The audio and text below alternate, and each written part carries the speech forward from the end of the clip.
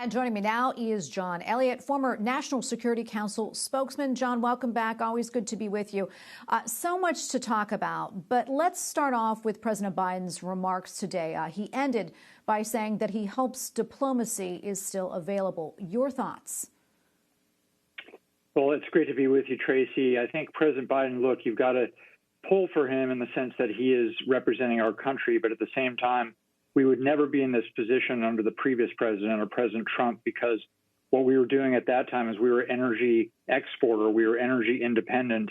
And if you look at what's happened to the price of oil, that is really fueling, to use that term, Putin's intentions and his ability to do what he's doing over in the Ukraine right now.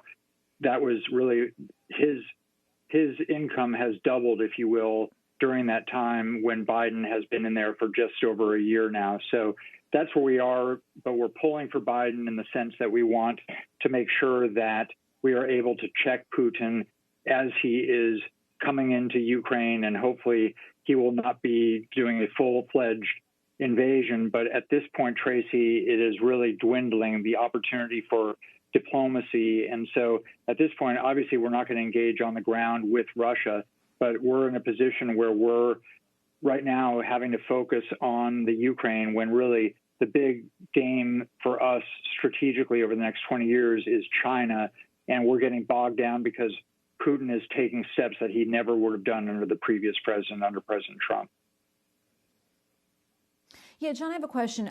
As we know, Ukraine is not part of NATO, so there's no treaty or, obligation to defend it. And President Biden did say today that he has no intention of fighting Russia.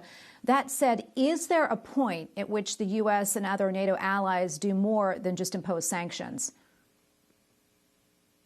Look, if you take a step back some 35, 40 years ago in Afghanistan, where we took 30 years ago in Afghanistan, where we were taking proxy fights to the Soviets there. We weren't engaging directly, but we were funding those who were engaging the Soviet forces in Afghanistan directly. If you had a long and drawn-out war, I know General Petraeus has talked about that as former General Petraeus has talked about that as a possible scenario. But right now, nobody is really thinking about that at all, and certainly nobody's talking about it. That is something that would be way down the line. And right now, what we're focused on is maximizing the hurt for Putin financially through the sanctions that we're putting in on his allies and also his big banks. And number two, we're focused on shoring up the defenses for our NATO countries and pledging that we will absolutely have a red line there and not be able to have any engagement with our NATO forces, because that would mean a war at that point. Yeah, John, I want to ask you, we have about a minute left or so. I mean, how effective do you think these sanctions will be in deterring President Putin from going further? Well, honestly, you'd have to give the president a C+ or at the most a B- for his announcement today on sanctions.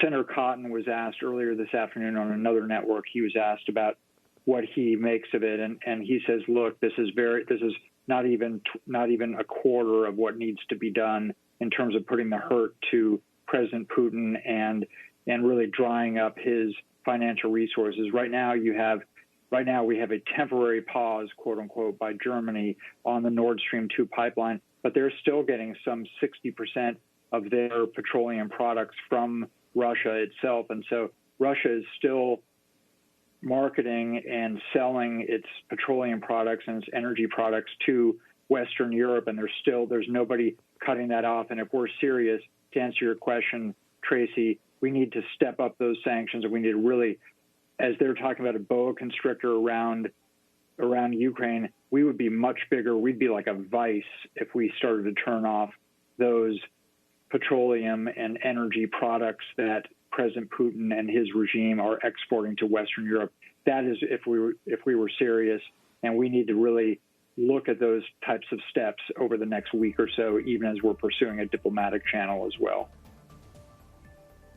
Well, John, unfortunately, we have to leave it right there. So much more we could talk about that. Thank you so much for your analysis. Always appreciate it. Always a pleasure. Thank you, Tracy.